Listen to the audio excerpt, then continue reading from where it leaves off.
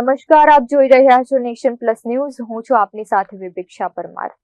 પંચમહાલ જિલ્લાના હાલોલ તાલુકામાં વિવિધ વિકાસકીય કામોના લોકાર્પણ અને ખાતમુહૂર્તનો કાર્યક્રમ યોજાયો હતો.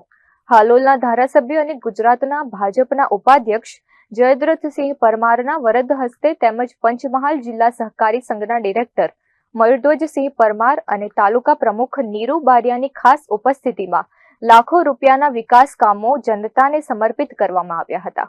હાલોલ તાલુકામાં ગ્રામીણ સુવિધાઓને વધુ સુદૃઢ બનાવવાના ભાગરૂપે કંજરી પ્રાથમિક આરોગ્ય કેન્દ્રનું લોકાર્પણ કરવામાં આવ્યું હતું. આ સાથે જ સાથરોટા પ્રાથમિક શાળા ખાતે નિર્મિત તપોવન મોડેલ શાળાનું ઉદ્ઘાટન પણ ધારાસભ્યના હસ્તે કરાયું હતું. શિક્ષણ ક્ષેત્રે વધુ સુવિધાઓ ઉપલબ્ધ કરાવવા માટે ગમીરપુરા અને વાઘવાણી પ્રાથમિક શાળા તેમજ દુણિયા માધ્યમિક શાળા અને પ્રતાપપુરા પ્રાથમિક શાળાના નવા ભવનના ખાતમુહૂર્ત કરવામાં આવ્યા હતા. આ ઉપરાંત પ્રતાપપુરા ખાતે કસ્તુરબા ગાંધી બાલિકા વિદ્યાલય ભવન તેમજ ગ્રામજનોને શુદ્ધ પીવાનું પાણી મળી રહે તે માટે વોટર એટીએમનું પણ લોકાર્પણ કરાયું હતું. વિવિધ વિકાસ કામોના ખાતમુહૂર્ત અને લોકાર્પણ પ્રસંગે મોટી સંખ્યામાં ગ્રામજનો, પંચાયતના હોદ્દેદારો અને સ્થાનિક આગેવાનો હાજર રહ્યા હતા.